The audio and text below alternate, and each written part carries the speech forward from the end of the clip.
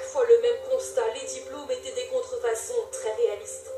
Comme pour un faux psychiatre qui a reçu plus de 500 patients avant d'être démasqué, son diplôme soi-disant roumain a même trompé la direction de l'hôpital. Faux qui était très très bien fait puisque les noms du doyen de l'université, du secrétaire général de l'université, de l'interprète qui a traduit ces diplômes existent vraiment.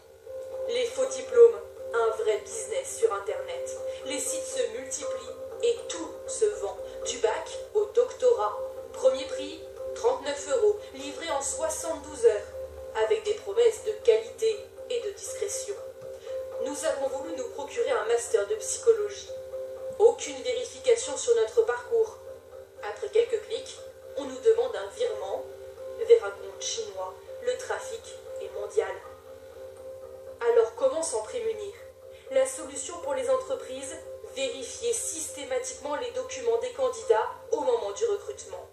C'est le service que vend cette société. Là, j'ai reçu le dossier d'une candidate pour laquelle on me demande si elle est bien diplômée de telle école.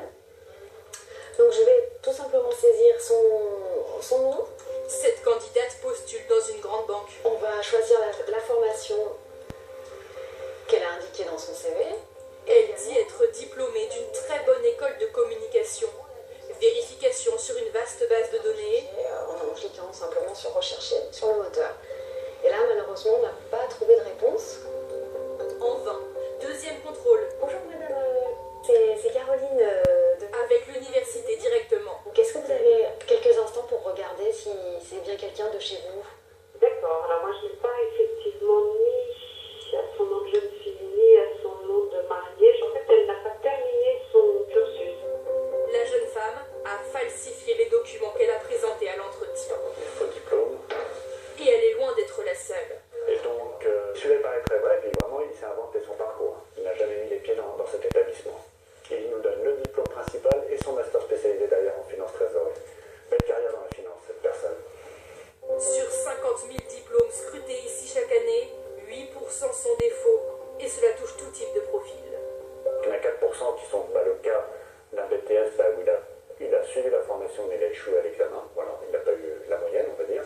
Et en fait, après, il y en a 4% par contre qui s'inventent un parcours. C'est-à-dire qu'en fait, il n'a jamais mis les pieds dans l'établissement, il n'a jamais suivi le cursus. Donc là, on est vraiment sur le gros mensonge, quoi. Tricher sur son diplôme est très risqué. Le fraudeur encourt jusqu'à 3 ans de prison et 45 000 € d'amende pour faux et usage de faux. En Italie, la polémique enfle quant à la possible libération du redouté Toto Renna, l'ancien parrain des parrains de la